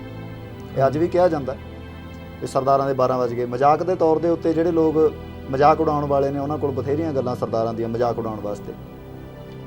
ਪਰ ਮੈਂ ਜਿਹੜੇ ਦਰਸ਼ਕ ਦੇਖ ਰਹੇ ਹੋਣ ਇਸ ਸਮੇਂ, ਨੌਜਵਾਨ ਖਾਸ ਤੌਰ ਦੇ ਉੱਤੇ ਜਾਂ ਜਿਹੜੇ ਬੱਚੇ ਲੜਕੇ ਖਾਸ ਤੌਰ ਦੇ ਉੱਤੇ ਉਹ ਦੇਖ ਰਹੇ ਹੋਣ, ਤਾਂ ਮੈਂ ਉਹਨਾਂ ਨੂੰ ਇੱਕ ਸੁਨੇਹਾ ਜ਼ਰੂਰ ਦੇਣਾ ਚਾਹੁੰਦਾ ਇਸ ਚੈਨਲ ਦੇ ਥਰੂ ਕਿ ਸਰਦਾਰਾਂ ਦੇ 12 ਪੁਰਾਣੇ ਸਮੇਂ ਦੇ ਵਿੱਚ ਵੱਜਦੇ ਸੀ, ਜਦੋਂ ਹਿੰਦੂਆਂ ਦੀਆਂ ਲੜਕੀਆਂ ਨੂੰ, ਔਰਤਾਂ ਨੂੰ ਚੁੱਕ ਕੇ ਜਰਵਾਣੇ ਲੈ ਕੇ ਜਾਂਦੇ ਸੀ ਤੇ ਉਹਨਾਂ ਨੂੰ ਗਜਨੀ ਦੇ ਬਾਜ਼ਾਰਾਂ ਦੇ ਵਿੱਚ ਟਕੇ ਟਕੇ ਦੇ ਭਾਅ ਵੇਚਿਆ ਜਾਂਦਾ ਸੀ। ਤੇ ਰਸਤੇ ਦੇ ਵਿੱਚ ਇਹ ਸਿੰਘ ਸੀ ਜਿਹੜੇ ਰਾਤ ਦੇ 12 ਵਜੇ ਉੱਠ ਕੇ ਉਸ ਸਮੇਂ ਦੇ ਵਿੱਚ ਹਮਲਾ ਕਰਦੇ ਜਦੋਂ ਦੁਸ਼ਮਣ ਸੁੱਤਾ ਹੁੰਦਾ ਸੀ। ਉਦੋਂ ਕਿਹਾ ਜਾਂਦਾ ਸੀ ਸਿੱਖਾਂ ਦੇ 12 ਵੱਜ ਗਏ। ਇਹ ਮੁਸਲਮਾਨ ਜਾਂ ਕਿਸੇ ਕਮਿਊਨਿਟੀ ਦਾ ਮਤਲਬ ਨਹੀਂ, ਕੋਈ ਵੀ ਜੁਰਮਾਨਾ ਕਿਸੇ ਵੀ ਧਰਮ ਦਾ ਜਿਹੜਾ ਕਿਸੇ ਦੀ ਇਸਤਰੀ ਨੂੰ ਚੁੱਕ ਕੇ ਲੈ ਕੇ ਜਾਂਦਾ ਸੀ, ਉਹਨੂੰ ਜਵਾਬ ਦੇਣ ਵਾਸਤੇ ਸਿੰਘ ਰਾਤ ਦੇ 12 ਵਜੇ ਹਮਲਾ ਕਰਦੇ ਸੀ ਤੇ ਉਹਨਾਂ ਬੀਬੀਆਂ ਨੂੰ ਛੁਡਾ ਕੇ, ਇਸਤਰੀਆਂ ਨੂੰ ਛੁਡਾ ਕੇ ਉਹਨਾਂ ਦੇ ਘਰੋਂ ਘਰੀ ਪਹੁੰਚਾਇਆ ਜਾਂਦਾ ਸੀ। ਹੋ ਸਕਦਾ ਸ਼ਾਇਦ ਕਈਆਂ ਨੂੰ ਨਾ ਪਤਾ ਹੋਵੇ, ਤੇ ਇਹ ਸੁਨੇਹਾ ਦੇਣ ਦਾ ਇੱਕੋ ਹੀ ਭਾਵ ਹੈ ਕਿ 12 ਵੱਜਣ ਦਾ ਭਾਵ ਕੀ ਹੈ ਉਹ ਸਾਰੇ ਇਸ ਚੈਨਲ ਦੇ ਥਰੂ ਸਮਝ ਸਕਣ। ਜਿਨ੍ਹਾਂ ਨੂੰ ਨਹੀਂ ਪਤਾ, ਜਿਹੜੇ ਅੱਜ ਤੱਕ ਮਜ਼ਾਕ ਕਰਦੇ ਸੀ, ਸਰਦਾਰਾਂ ਦੇ 12 ਉਦੋਂ ਵੱਜਦੇ ਸੀ ਜਦੋਂ ਉਹ ਹਿੰਦੂਆਂ ਦੀਆਂ ਚੁੱਕੀਆਂ ਹੋਈਆਂ ਇਸਤਰੀਆਂ ਨੂੰ ਰਾਤ ਦੇ 12 ਵਜੇ ਮੁਗਲਾਂ ਦੇ ਪੰਜੇ ਦੇ ਵਿੱਚੋਂ ਛੁਡਵਾਉਂਦੇ ਸੀ। ਉਦੋਂ ਕਿਹਾ ਜਾਂਦਾ ਸੀ ਰਾਤ ਨੂੰ ਸਿੱਖਾਂ ਦੇ 12 ਵੱਜ ਗਏ, ਪਰ ਅੱਜ ਮਜ਼ਾਕ ਦੇ ਵਿੱਚ ਲਿਆ ਜਾਂਦਾ। ਸੋ ਪਿਆਰੇ ਦਰਸ਼ਕੋ, ਜਿਸ ਤਰ੍ਹਾਂ ਕਿ ਗੁਰਬਚਨ ਸਿੰਘ ਜੀ ਨੇ ਤੁਹਾਨੂੰ ਦੱਸਿਆ ਕਿ ਕਈਆਂ ਦੇ ਮੁੱਖੋਂ ਸੁਣਿਆ ਸੀ ਕਿ 12 ਵੱਜ ਗਏ ਸਰਦਾਰਾਂ ਦੇ, ਪਰ ਇਸ ਮਜ਼ਾਕ ਨੂੰ ਜਦੋਂ ਅਸੀਂ ਅਸਲ ਦੇ ਵਿੱਚ ਇਸ ਦੀ ਡੂੰਘਾਈ ਦੇ ਵਿੱਚ ਜਾਵਾਂਗੇ ਤਾਂ ਸਾਨੂੰ ਅਸਲੀਅਤ ਪਤਾ ਲੱਗੇਗੀ ਕਿ ਸਿੰਘਾਂ ਦੇ 12 ਕਿਉਂ ਵੱਜਦੇ ਸਨ। ਜਿਸ ਤਰ੍ਹਾਂ ਕਿ ਇਹਨਾਂ ਨੇ ਦੱਸਿਆ, ਇੱਕ ਸਿੰਘਾਂ ਦਾ ਯੁੱਧ ਕਰਨ ਦਾ ਸਮਾਂ ਨਿਯਤ ਕੀਤਾ ਗਿਆ ਸੀ, ਜ਼ਾਲਮ ਸਰਕਾਰ ਦੇ ਨਾਲ ਟੱਕਰ ਲੈਣ ਦਾ ਸਮਾਂ ਨਿਯਤ ਕੀਤਾ ਗਿਆ ਸੀ। 12 ਵਜੇ ਸਿੰਘ ਪੂਰੇ 12 ਵਜੇ ਹੱਲਾ ਬੋਲਦੇ ਸਨ ਤੇ ਉਸ ਸਮੇਂ ਜਦੋਂ 2-4 ਵਾਰੀ 12 ਵਜੇ ਹੱਲਾ ਬੋਲਿਆ ਤਾਂ ਜ਼ਾਲਮਾਂ ਨੂੰ ਪਤਾ ਲੱਗ ਚੁੱਕਾ ਸੀ ਕਿ 12 ਵਜੇ ਸਰਦਾਰਾਂ ਨੇ ਹੁਣ ਹੱਲਾ ਬੋਲਣਾ ਹੈ ਤੇ ਜਦੋਂ 12 ਵਜਣੇ ਤਾਂ ਰੋਲਾ ਪੈ ਜਾਣਾ, ਸਰਦਾਰਾਂ ਦੇ 12 ਵੱਜ ਗਏ, ਹੁਣ ਆਪਣੀਆਂ ਜਾਨਾਂ ਬਚਾਉਣ ਲਈ ਭੱਜ ਲਓ। ਸੋ ਇਸ ਕਰਕੇ ਗੁਰੂ ਪਿਆਰਿਓ, ਸਾਨੂੰ ਇਹ ਨਿੱਕੀਆਂ ਨਿੱਕੀਆਂ ਗੱਲਾਂ ਵੀ ਸਾਨੂੰ ਸਮਝਣੀਆਂ ਚਾਹੀਦੀਆਂ, ਸੋਚਣੀਆਂ ਚਾਹੀਦੀਆਂ। ਕਿਸੇ ਵੀ ਕੌਮ ਪ੍ਰਤੀ, ਕਿਸੇ ਵੀ ਧਰਮ ਪ੍ਰਤੀ ਸਾਨੂੰ ਮਜ਼ਾਕ ਦੇ ਲਫ਼ਜ਼ ਨਹੀਂ ਵਰਤਣੇ ਚਾਹੀਦੇ। ਤੁਸੀਂ ਖੰਡੇ ਬਾਟੇ ਦੀ ਪਹੁ ਲੈਣੀ ਸੀ, ਪਹਿਲਾਂ ਤਾਂ ਤੁਸੀਂ ਸਰਦਾਰ ਬਣੇ, ਕੇਸ ਰੱਖ ਲਏ, ਚਲੋ ਘਰਦਿਆਂ ਨੇ ਬਹੁਤਾ ਧਿਆਨ ਨਹੀਂ ਦਿੱਤਾ ਹੋਣਾ ਵੀ ਚੱਲ ਕੋਈ ਗੱਲ ਨਹੀਂ, ਕੇਸ ਵਾਦਾ ਰਹੇ ਨੇ ਤਾਂ ਆਪੇ ਘਟਾ ਲੇਗਾ। ਪਰ ਜਦੋਂ ਤੁਹਾਡਾ ਮਨ ਬਣਿਆ ਵੀ ਹੁਣ ਮੈਂ ਖੰਡੇ ਬਾਟੇ ਦੀ ਪਹੁਲ ਛਕ ਕੇ ਸਿੰਘ ਸਜਾਂ, ਆਖਰਕਾਰ ਤੁਸੀਂ ਘਰਦਿਆਂ ਨਾਲ ਗੱਲਾਂ ਕੀਤੀਆਂ ਹੋਣੀਆਂ, ਕਿਸੇ ਵੱਡੇ ਨਾਲ ਵਿਚਾਰ ਕੀਤੀ ਹੋਣੀ ਵੀ ਮੈਂ ਹੁਣ ਅੰਮ੍ਰਿਤ ਛਕਣ ਜਾ ਰਿਹਾ, ਤੇ ਉਸ ਸਮੇਂ ਤੁਹਾਡੇ ਪਰਿਵਾਰ ਨੇ ਤੁਹਾਨੂੰ ਰੋਕਿਆ ਨਹੀਂ। ਜਦੋਂ ਸਤਿਗੁਰਾਂ ਦੀ ਕਿਰਪਾ ਜਾਂ ਸ੍ਰੀ ਗੁਰੂ ਗ੍ਰੰਥ ਸਾਹਿਬ ਜੀ ਦੀ ਕਿਰਪਾ ਕਹਿੰਦੇ ਕਿਸੇ ਤੇ ਹੋਵੇ ਨਾ, ਉਹ ਸਮਾਂ ਪਾਤਸ਼ਾਹ ਜੀ ਆਪੇ ਰੱਖ ਦਿੰਦੇ ਨੇ। ਮੇਰੇ ਨਾਲ ਵੀ ਇਸ ਤਰ੍ਹਾਂ ਹੀ ਹੋਇਆ ਕਿ ਸਾਡੇ ਗੁਰੂ ਘਰ ਦੇ ਵਿੱਚ ਦੀਵਾਨਾਂ ਤੋਂ ਬਾਅਦ, ਦੀਵਾਨਾਂ ਦੀ ਸਮਾਪਤੀ ਸੀ ਤੇ ਦੀਵਾਨਾਂ ਦੀ ਸਮਾਪਤੀ ਤੋਂ ਬਾਅਦ ਅੰਮ੍ਰਿਤ ਸੰਚਾਰ ਰੱਖਿਆ ਗਿਆ। ਗੁਰਦੁਆਰਾ ਸਾਹਿਬ ਦੇ ਜਿਹੜੇ ਪ੍ਰਧਾਨ ਸੀ ਸਾਡੇ, ਤੇ ਉਹਨਾਂ ਨੇ ਮੈਨੂੰ ਵੈਸੇ ਹੀ ਪਿਆਰ ਨਾਲ ਪੁੱਛਿਆ, ਕਹਿੰਦੇ ਤੇਰਾ ਵੀ ਨਾਂ ਲਿਖ ਦਈਏ ਅੰਮ੍ਰਿਤ ਛਕਣ ਵਾਲਿਆਂ 'ਚ। ਤੇ ਮੈਂ ਇੱਕਦਮ ਘਬਰਾ ਗਿਆ ਪਹਿਲਾਂ ਤਾਂ, ਪਰ ਮਨ ਦੇ ਵਿੱਚ ਸ਼ੌਂਕ ਵੀ ਸੀ ਵੀ ਮੈਂ ਵੀ ਸਰਦਾਰ ਦੇਖਾਂ, ਮੈਂ ਵੀ ਪੱਗ ਬੰਨਾਂ, ਮੈਂ ਵੀ ਉਸ ਤਰ੍ਹਾਂ ਕਿਰਪਾਨ ਪਹਿਨ ਕੇ, ਕਕਾਰ ਪਹਿਨ ਕੇ ਚੱਲਾਂ ਸੜਕ ਦੇ ਉੱਤੇ, ਸ਼ੌਂਕ ਵੀ ਸੀ। ਤੇ ਮੈਂ ਉਹਨਾਂ ਨੂੰ ਸਹਿ ਸੁਭਾਈ ਕਹਿਤਾ, ਮੈਂ ਕਿਹਾ ਠੀਕ ਹੈ ਜੀ, ਤੁਸੀਂ ਮੇਰਾ ਨਾਮ ਲਿਖ ਲਓ। ਉਹਨਾਂ ਨੇ ਮੇਰਾ ਨਾਮ ਲਿਖ ਲਿਆ। ਮੈਂ ਕਿਸੇ ਨੂੰ ਆ ਕੇ ਘਰ ਕੋਈ ਗੱਲ ਨਾ ਕੀਤੀ, ਕਿਉਂਕਿ ਮੈਨੂੰ ਪਤਾ ਸੀ ਵੀ ਉਹ ਅੰਮ੍ਰਿਤ ਛਕਣ ਦੇ ਹੱਕ 'ਚ ਨਹੀਂ ਮੇਰੇ ਘਰ ਦੇ, ਨਾ ਹੀ ਉਹਨਾਂ ਨੇ ਕਦੇ ਛਕਿਆ ਤੇ ਨਾ ਹੀ ਉਹ ਮੈਨੂੰ ਛਕਣ ਦੇਣਗੇ। ਮੈਂ ਡਰਦੇ ਹੋਏ ਨੇ ਕਿਸੇ ਨਾਲ ਵੀ ਗੱਲ ਨਹੀਂ ਕੀਤੀ। ਇੱਥੋਂ ਤੱਕ ਕਿ ਮੇਰਾ ਆਪਣੀ ਸਿਸਟਰ ਨਾਲ ਬੜਾ ਪਿਆਰ ਰਿਹਾ, ਮੇਰੀਆਂ ਭੈਣਾਂ ਨਾਲ ਮੇਰਾ ਬਹੁਤ ਪਿਆਰ ਹੈ ਅੱਜ ਵੀ। ਹਰ ਗੱਲ ਮੈਂ ਉਹਨਾਂ ਨੂੰ ਬਚਪਨ ਤੋਂ ਲੈ ਕੇ ਦੱਸਦਾ ਰਿਹਾ ਅੱਜ ਤੱਕ, ਪਰ ਉਹਨਾਂ ਨਾਲ ਵੀ ਮੈਂ ਗੱਲ ਨਹੀਂ ਕੀਤੀ, ਡਰਦੇ ਹੋਏ ਨੇ। ਇੰਨਾ ਜ਼ਿਆਦਾ ਮੈਂ ਡਰਿਆ ਹੋਇਆ ਸੀ ਪਰਿਵਾਰ ਦੇ ਹਾਲਾਤ ਕਰਕੇ, ਮੈਂ ਉਹਨਾਂ ਨਾਲ ਕੋਈ ਗੱਲ ਨਹੀਂ ਕੀਤੀ। ਤੇ ਜਦੋਂ ਸਵੇਰ ਹੋਈ ਤੇ ਸਵੇਰ ਵੇਲੇ ਮੈਂ ਐਵੇਂ ਇਸ਼ਨਾਨ ਕੀਤਾ, ਕੇਸੀ ਇਸ਼ਨਾਨ ਕੀਤਾ, ਤੇ ਮੈਂ ਸਵੇਰੇ 9 ਵਜੇ ਗੁਰਦੁਆਰਾ ਸਾਹਿਬ ਪਹੁੰਚ ਗਿਆ। ਪਰ ਬਾਅਦ ਦੇ ਵਿੱਚ ਮੈਂ ਭੁੱਲ ਗਿਆ, ਮੇਰੇ ਕੋਲ ਤੇ ਕਕਾਰ ਖਰੀਦਣ ਵਾਸਤੇ ਪੈਸੇ ਹੀ ਨਹੀਂ, ਮੇਰੇ ਕੋਲ ਇੰਨੇ ਪੈਸੇ ਨਹੀਂ ਸੀ ਵੀ ਮੈਂ ਕਕਾਰ ਖਰੀਦ ਸਕਾਂ। ਤੇ ਮੈਂ ਗੁਰਦੁਆਰਾ ਸਾਹਿਬ ਦੇ ਬਾਹਰ ਜਾ ਕੇ ਖੜਾ ਹੋ ਗਿਆ। ਪ੍ਰਧਾਨ ਸਾਹਿਬ ਆਏ ਤੇ ਉਹਨਾਂ ਨੇ ਪੁੱਛਿਆ, ਕਹਿੰਦੇ ਅੰਦਰ ਨਹੀਂ ਗਿਆ। ਤੇ ਮੈਂ ਕਿਹਾ ਵੀ ਮੇਰੇ ਕੋਲ ਕਕਾਰ ਖਰੀਦਣ ਵਾਸਤੇ ਪੈਸੇ ਨਹੀਂ, ਕਿਰਪਾਨ ਖਰੀਦਣ ਵਾਸਤੇ ਮੇਰੇ ਕੋਲ ਪੈਸੇ ਨਹੀਂ। ਤੇ ਉਹਨਾਂ ਨੇ ਆਪਣੀ ਜੇਬ ਦੇ ਵਿੱਚੋਂ 50 ਰੁਪਏ ਕੱਢੇ। 50 ਰੁਪਏ ਦੇ ਕਕਾਰ 2 ਆ ਜਾਂਦੇ ਸੀ 12 ਸਾਲ ਪਹਿਲਾਂ। ਉਹਨਾਂ ਨੇ ਮੈਨੂੰ 50 ਰੁਪਏ ਦਿੱਤੇ, ਕਹਿੰਦੇ ਜਿਹੜੇ ਕਕਾਰ ਤੈਨੂੰ ਪਸੰਦ ਨੇ ਉਹ ਲੈ ਲੈ, ਜੇ ਪੈਸੇ ਘਟ ਗਏ ਤਾਂ ਉਹਨਾਂ ਨੂੰ ਕਹਿ ਦੀ ਮੇਰੇ ਨਾਲ ਇਹਦੀ ਤੈਨੂੰ ਕਕਾਰ ਦੇ ਦੇਣਗੇ। ਉੱਥੇ ਬਾਹਰ ਸਟਾਲਾਂ ਲੱਗੀਆਂ ਸੀ ਤੇ ਮੈਂ ਉਹਨਾਂ ਤੋਂ ਕਕਾਰ ਖਰੀਦੇ, ਫਟਾਫਟ ਪਹਿਨ ਕੇ ਮੈਂ ਗਵਾਂਢੀਆਂ ਦੇ ਘਰ ਜਾ ਕੇ ਪਹਿਨੇ ਮੈਂ ਕਕਾਰ, ਸਾਰੇ ਜਿਹੜੇ ਗੁਰਸਿੱਖ ਪਰਿਵਾਰ ਹੈ ਉਹਨਾਂ ਦੇ ਘਰ ਜਾ ਕੇ ਪਹਿਨੇ, ਉਹਨਾਂ ਤੋਂ ਹੀ ਮੈਂ ਸਿਰ ਤੇ ਦਸਤਾਰ ਬਣਵਾਈ, ਸਾਡੇ ਭਾਬੀ ਜੀ ਲੱਗਦੇ ਨੇ, ਤੇ ਉਹਨਾਂ ਤੋਂ ਹੀ ਮੈਂ ਦਸਤਾਰ ਬਣਵਾਈ। ਉਹਨਾਂ ਨੇ ਮੇਰੇ ਪਹਿਲੀ ਵਾਰ ਦਸਤਾਰ ਬੰਨੀ ਸਿਰ ਤੇ, ਐਵੇਂ ਉਹਨਾਂ ਨੇ ਲਪੇਟ ਦਿੱਤੀ ਹਲਕੀ ਜੀ ਵੀ ਚਲੋ ਅੰਮ੍ਰਿਤ ਛਕਣਾ ਕੋਈ ਗੱਲ ਨਹੀਂ। ਤੇ ਅੱਗੇ ਜਾ ਕੇ ਫਿਰ ਸਾਰਾ ਦਿਨ ਇਸ ਤਰ੍ਹਾਂ ਅੰਮ੍ਰਿਤ ਸੰਚਾਰ ਹੁੰਦਾ ਰਿਹਾ, ਮੈਂ ਅੰਮ੍ਰਿਤ ਸੰਚਾਰ ਸ਼ਾਮਲ ਹੋਇਆ। ਘਰ ਜਦੋਂ ਸ਼ਾਮ ਨੂੰ ਵਾਪਸ ਆਇਆ ਤੇ ਘਰ ਦੇ ਇੱਕਦਮ ਹੈਰਾਨ ਹੋਏ, ਇਹ ਕੀ ਬਣ ਕੇ ਆ ਗਿਆ। ਸਾਡੇ ਪਿਤਾ ਜੀ ਵੀ ਇੱਕ ਵਾਰ ਤੇ ਉਹਨਾਂ ਨੇ ਉੱਪਰ ਤੋਂ ਥੱਲੇ ਤੱਕ ਦੇਖਿਆ ਮੈਨੂੰ, ਇਹ ਕੀ ਕਰ ਲਿਆ। ਮੈਨੂੰ ਕਹਿੰਦੇ ਤੈਨੂੰ ਕਿਹਨੇ ਕਿਹਾ ਸੀ ਅੰਮ੍ਰਿਤ ਛਕਣ ਵਾਸਤੇ, ਪਹਿਲਾ ਸਵਾਲ ਸੀ ਉਹਨਾਂ ਦਾ। ਮੈਂ ਕਿਹਾ ਜੀ ਕਿਸੇ ਨੇ ਵੀ ਨਹੀਂ, ਮੈਂ ਕਿਸੇ ਦਾ ਨਾਂ ਨਹੀਂ ਲੈਣਾ ਚਾਹੁੰਦਾ ਸੀ, ਮੈਂ ਕਿਹਾ ਕਿਸੇ ਨੇ ਨਹੀਂ ਕਿਹਾ। ਮੈਂ ਫਿਰ ਸਵੇਰ ਤੋਂ ਲੈ ਕੇ ਮੈਂ ਘਰ ਤੋਂ ਗਿਆ ਹੋਇਆ ਸੀ, ਇਸ ਕਰਕੇ ਉਹਨਾਂ ਨੇ ਸਵਾਲ ਵੀ ਮੈਨੂੰ ਕੁਛ ਇਹੋ ਜਿਹੇ ਪੁੱਛੇ ਵੀ ਸਵੇਰ ਦਾ ਕਿੱਥੇ ਸੀ ਜਾਂ ਕਿਸੇ ਨੂੰ ਦੱਸ ਕੇ ਨਹੀਂ ਗਿਆ, ਇਹੋ ਜਿਹੇ ਸਵਾਲ ਵੀ ਕੀਤੇ। ਬਾਕੀ ਉਹਨਾਂ ਨੇ ਇਹ ਵੀ ਪੁੱਛਿਆ ਵੀ ਕਕਾਰਾਂ ਵਾਸਤੇ ਪੈਸੇ ਕਿੱਥੋਂ ਮੰਗੇ ਆ, ਬੜਾ ਕੁਝ ਕਿਹਾ ਉਹਨਾਂ ਨੇ। ਮਤਲਬ ਕਿਸੇ ਵੀ ਗੱਲ ਦੇ ਵਿੱਚ, ਮੇਰੀ ਕਿਸੇ ਵੀ ਗੱਲ ਦੇ ਵਿੱਚ ਉਹਨਾਂ ਨੇ ਹਾਂ ਨਹੀਂ ਜਤਾਈ, ਉਹਨਾਂ ਨੇ ਹਰ ਗੱਲ ਦੇ ਵਿੱਚ ਨਾ ਹੀ ਕਹੀ ਵੀ ਕੋਈ ਨਾ ਕੋਈ ਗੱਲ ਤੂੰ ਸਾਰਾ ਕੰਮ ਕਰ, ਗਲਤੀ ਕਰਕੇ ਆਇਆ। ਤੁਹਾਡੇ ਪਰਿਵਾਰ ਨੇ ਤੁਹਾਡੇ ਨਾਲ ਤਾਂ ਵਿਚਾਰਾਂ ਕਰ ਲਈਆਂ, ਪਰ ਕਿਤੇ ਪ੍ਰਬੰਧਕਾਂ ਨਾਲ ਜਾ ਕੇ ਗੁਰੂ ਘਰ ਵੀ ਉਹਨਾਂ ਨੇ ਕਿਤੇ ਨਾਰਾਜ਼ਗੀ ਪੇਸ਼ ਕੀਤੀ ਵੀ ਸਾਡੇ ਮੁੰਡੇ ਨੂੰ ਅੰਮ੍ਰਿਤ ਕਿਉਂ ਛਕਾਇਆ ਤੁਸੀਂ, ਜਦ ਕਿ ਹਿੰਦੂ ਪਰਿਵਾਰ ਦਾ ਬੇਟਾ ਹੈ। ਨਹੀਂ, ਸਾਡੇ ਪਰਿਵਾਰ ਦਾ ਕੋਈ ਵੀ ਮੈਂਬਰ ਗੁਰੂ ਘਰ ਨਹੀਂ ਗਿਆ। ਉਹਨਾਂ ਨੇ ਕਿਸੇ ਨਾਲ ਕੋਈ ਗਿਲਾ ਨਹੀਂ ਕੀਤਾ, ਗੁੱਸਾ ਨਹੀਂ ਕੀਤਾ। ਬਸ ਉਹਨਾਂ ਨੇ ਇਹੋ ਹੀ ਗੱਲ ਕਹੀ ਵੀ ਜੇ ਤੂੰ ਕੁਝ ਕੀਤਾ ਤਾਂ ਠੀਕ ਹੈ, ਬਾਕੀ ਉਹਨਾਂ ਨੇ ਆਪਣੇ ਕਹਿੰਦੇ ਸਾਡੇ ਵੱਲੋਂ ਨਹੀਂ ਤੈਨੂੰ ਕੁਝ ਵੀ ਕਿਹਾ ਜਾਏਗਾ ਇਸ ਮਾਮਲੇ 'ਚ, ਵੀ ਨਾ ਤਾਂ ਹਾਂ 'ਚ ਨੇ ਨਾ ਚ ਨੇ। ਚਲੋ ਅੰਮ੍ਰਿਤ ਛਕਣ ਤੋਂ ਬਾਅਦ ਤੁਹਾਡੇ ਆਪਣੇ ਪਰਿਵਾਰ ਦੇ ਸਰਕਲ ਵਿੱਚ, ਤੁਹਾਡੇ ਆਪਣੇ ਮਿੱਤਰ ਯਾਰਾਂ ਦੋਸਤਾਂ ਦੇ ਸਰਕਲ ਦੇ ਵਿੱਚ ਕਿੱਦਾਂ ਦਾ ਤੁਹਾਡੇ ਨਾਲ ਰਿਐਕਟ ਹੋਇਆ, ਕਿੱਦਾਂ ਦਾ ਤੁਹਾਨੂੰ ਸਹਿਯੋਗ ਮਿਲਿਆ, ਕਿੱਦਾਂ ਦਾ ਤੁਹਾਡਾ ਵਿਰੋਧ ਹੋਇਆ? ਜਦੋਂ ਤੋਂ ਲੈ ਕੇ ਮੈਂ ਅੰਮ੍ਰਿਤਪਾਨ ਕੀਤਾ ਹੈ, ਕਹਿੰਦੇ ਚਰਨ ਸ਼ਰਨ ਗੁਰੂ ਏਕ ਪੈਂਡਾ ਜਾਏ ਚੱਲ, ਸਤਿਗੁਰੂ ਕੋਟ ਪੈਂਡਾ ਅੱਗੇ ਹੋਏ ਲੇਤ ਹੈ। ਇਹ ਭਾਈ ਗੁਰਦਾਸ ਜੀ ਦਾ ਕਥਨ ਹੈ ਤੇ ਇਹ ਕਥਨ ਦੇ ਨੂੰ ਆਪਾਂ ਕਿੰਤੂ ਨਹੀਂ ਕਰ ਸਕਦੇ। ਇਹ ਬਿਲਕੁਲ ਮੈਂ ਉਦੋਂ ਸੱਚਾਈ ਦੇਖੀ ਕਿ ਜਦੋਂ ਗੁਰੂ ਦੇ ਰਸਤੇ ਦੇ ਉੱਤੇ ਮੈਂ ਚੱਲਣਾ ਸ਼ੁਰੂ ਕੀਤਾ, ਆਪੇ ਕੀਰਤਨ ਦੀ ਦਾਤ ਮਿਲਣੀ ਸ਼ੁਰੂ ਹੋਈ, ਕੀਰਤਨ ਸਿਖਾਉਣ ਵਾਲੇ ਵੀ ਆਪੇ ਲੱਭਣੇ ਸ਼ੁਰੂ ਹੋ ਗਏ, ਕਿਉਂਕਿ ਮੈਨੂੰ ਸ਼ੌਂਕ ਦੇ ਬਚਪਨ ਤੋਂ ਸੀ ਕੀਰਤਨ ਦਾ, ਕਿ ਮੈਂ ਵੀ ਇਸ ਤਰ੍ਹਾਂ ਜਿਸ ਤਰ੍ਹਾਂ ਇਹ ਅੱਜ ਕੀਰਤਨ ਕਰ ਰਹੇ ਨੇ, ਮੈਂ ਜਿਨ੍ਹਾਂ ਨੂੰ ਦੇਖਦਾ ਸੀ ਇਸੇ ਤਰ੍ਹਾਂ ਮੈਂ ਵੀ ਸਟੇਜ ਦੇ ਉੱਤੇ ਬੈਠ ਕੇ ਕੀਰਤਨ ਕਰਾਂ, ਮੇਰਾ ਸ਼ੌਂਕ ਸੀ ਬਚਪਨ ਤੋਂ। ਸਹਿਯੋਗੀਆਂ ਜਿਹੜੇ ਮੇਰੇ ਨਾਲ ਪੜ੍ਹਨ ਵਾਲੇ ਸੀ ਉਹ ਬੜੇ ਪ੍ਰਭਾਵਿਤ ਹੋਏ, ਬੜੇ ਖੁਸ਼ ਵੀ ਹੋਏ ਦੇਖ ਕੇ, ਕਹਿੰਦੇ ਹੁਣ ਪਹਿਲਾਂ ਨਾਲੋਂ ਸੋਹਣਾ ਲੱਗਦਾ। ਪਰ ਜਿਹੜੇ ਕੁਝ ਪਰਿਵਾਰ ਦੇ ਕੁਝ ਮੈਂਬਰ ਸੀ, ਕਿਉਂਕਿ 5 ਉਂਗਲਾਂ ਬਰਾਬਰ ਨਹੀਂ, ਹਰ ਬੰਦੇ ਦੀ ਸੋਚ ਆਪਣੀ ਹੈ, ਤੇ ਉਹਨਾਂ ਨੇ ਵਿਰੋਧ ਵੀ ਕੀਤਾ। ਸਾਡੇ ਰਿਸ਼ਤੇਦਾਰਾਂ ਦੇ ਵਿੱਚੋਂ ਇਹ ਵੀ ਕਹਿ ਦਿੱਤਾ ਗਿਆ ਵੀ ਸਾਡੇ ਤਾਂ ਕਦੇ ਪਰਿਵਾਰ ਦੇ ਵਿੱਚ ਕਦੇ ਅੰਮ੍ਰਿਤ ਛਕੇਗਾ ਤੂੰ ਤੇ ਆਪਣਾ ਧਰਮ ਹੀ ਅਲੱਗ ਕਰ ਲਿਆ, ਤੂੰ ਚੰਗਾ ਨਹੀਂ ਲੱਗਦਾ, ਤੂੰ ਵਧੀਆ ਨਹੀਂ ਲੱਗਦਾ, ਪਹਿਲਾਂ ਠੀਕ ਸੀ, ਪਹਿਲਾਂ ਤੇਰੇ ਕੇਸ ਕੱਟੇ ਤੂੰ ਸੋਹਣਾ ਲੱਗਦਾ ਸੀ, ਉਹਨਾਂ ਨੇ ਇਹ ਕਿਹਾ। ਮਤਲਬ ਕਿ ਹਰ ਪਾਸੇ ਮੈਨੂੰ ਅਲੱਗ-ਅਲੱਗ ਸੋਚ ਦੇਖਣ ਨੂੰ ਮਿਲੀ, ਪਰ ਜ਼ਿਆਦਾਤਰ ਮੈਨੂੰ ਸਤਿਕਾਰ ਮਿਲਿਆ। ਹਿੰਦੂ ਧਰਮ ਨੂੰ ਛੱਡ ਕੇ ਸਿੱਖੀ ਧਾਰਨ ਕੀਤੀ ਭਾਈ ਗੁਰਬਚਨ ਸਿੰਘ ਜੀ ਨੇ। ਇੱਥੇ ਮੈਂ ਗੱਲ ਦੱਸਣੀ ਚਾਹਾਂਗਾ ਗੁਰੂ ਪਿਆਰਿਓ, ਧੰਨ ਗੁਰੂ ਨਾਨਕ ਪਾਤਸ਼ਾਹ ਜੀ ਦਾ ਸਿਧਾਂਤ ਐਸਾ ਹੈ, ਜੇ ਕੋਈ ਇਨਸਾਨ ਮਨ ਕਰਕੇ ਉਸ ਨੂੰ ਪੜ੍ਹ ਲਵੇ, ਗੁਰੂ ਨਾਨਕ ਪਾਤਸ਼ਾਹ ਜੀ ਦੇ ਸਿਧਾਂਤ ਨੂੰ ਆਤਮਾ ਦੇ ਤਲ ਤੱਕ ਲਿਜਾ ਕੇ ਸਮਝ ਲਵੇ, ਤਾਂ ਉਹ ਸਿੱਖੀ ਧਾਰਨ ਕਰਨੋਂ ਨਹੀਂ ਰਹਿ ਸਕਦਾ। ਜਦੋਂ ਧੰਨ ਗੁਰੂ ਨਾਨਕ ਪਾਤਸ਼ਾਹ ਹਰਿਦੁਆਰ ਗਏ ਕੁੰਭ ਦੇ ਮੇਲੇ ਤੇ ਸਤਿਗੁਰਾਂ ਨੇ ਵੇਖਿਆ ਕਿ ਕਰੋੜਾਂ ਹੀ ਬ੍ਰਾਹਮਣ ਸੂਰਜ ਨੂੰ ਪਾਣੀ ਦੇ ਰਹੇ ਹਨ ਤੇ ਕੇਵਲ ਇਕੱਲੇ ਗੁਰੂ ਨਾਨਕ ਪਾਤਸ਼ਾਹ ਆਪਣੇ ਖੇਤਾਂ ਵੱਲ ਦੀ ਪਾਣੀ ਦੇਣ ਲੱਗ ਪਏ। ਤੇ ਉੱਥੇ ਕਈਆਂ ਨੇ ਵਿਰੋਧ ਵੀ ਕੀਤਾ ਵੀ ਇਹ ਕੀ ਕਰ ਰਹੇ ਹੋ, ਪੁੱਠੇ ਪਾਸੇ ਪਾਣੀ ਕਿਉਂ ਦੇ ਰਹੇ ਹੋ? ਤਾਂ ਗੁਰੂ ਨਾਨਕ ਪਾਤਸ਼ਾਹ ਨੇ ਆਖਿਆ, ਜੇ ਤੁਹਾਡਾ ਪਾਣੀ ਸੂਰਜ ਤੱਕ ਜਾ ਸਕਦਾ ਹੈ ਤਾਂ ਮੇਰਾ ਪਾਣੀ ਮੇਰੇ ਖੇਤਾਂ ਤੱਕ ਕਿਉਂ ਨਹੀਂ ਜਾ ਸਕਦਾ? ਤਾਂ ਉਸ ਸਮੇਂ ਗੁਰੂ ਨਾਨਕ ਪਾਤਸ਼ਾਹ ਜੀ ਦੇ ਇਸ ਸਿਧਾਂਤ ਨੂੰ ਜਿਸ ਕਿਸੇ ਨੇ ਮਨ ਕਰਕੇ ਜਾਣਿਆ, ਗੁਰੂ ਪਿਆਰੇ ਲੱਖਾਂ ਦੀ ਤਾਦਾਦ ਦੇ ਵਿੱਚ ਉਸ ਸਮੇਂ ਗੁਰੂ ਚੰਨਾਂ ਦੇ ਨਾਲ ਗੁਰੂ ਕੇ ਪਿਆਰੇ ਜੁੜੇ। ਸੋ ਕਹਿਣ ਤੋਂ ਭਾਵ ਗੁਰੂ ਨਾਨਕ ਦਾ ਸਿਧਾਂਤ ਐਸਾ ਹੈ, ਜੇ ਮਨ ਕਰਕੇ ਅਸੀਂ ਸਮਝ ਲਈਏ, ਪੜ੍ਹ ਲਈਏ, ਜਾਣ ਲਈਏ, ਤਾਂ ਉਹਦੇ ਨਾਲ ਜੁੜਿਆਂ ਤੋਂ ਉਹ ਇਨਸਾਨ ਨਹੀਂ ਰਹਿ ਸਕਦਾ। ਸਾਨੂੰ ਵੀ ਇਹਨਾਂ ਦੀ ਤਰ੍ਹਾਂ ਮਨ ਕਰਕੇ ਉਹ ਸਿਧਾਂਤ ਪੜ੍ਹਨਾ ਪਵੇਗਾ। ਤੁਸੀਂ ਦੱਸਿਆ ਕਿ ਖੰਡੇ ਬਾਟੇ ਦੀ ਪੋਲ ਲੈਣ ਤੋਂ ਬਾਅਦ ਕੀਰਤਨ ਦੀ ਸਿਖਲਾਈ ਸ਼ੁਰੂ ਹੋ ਗਈ।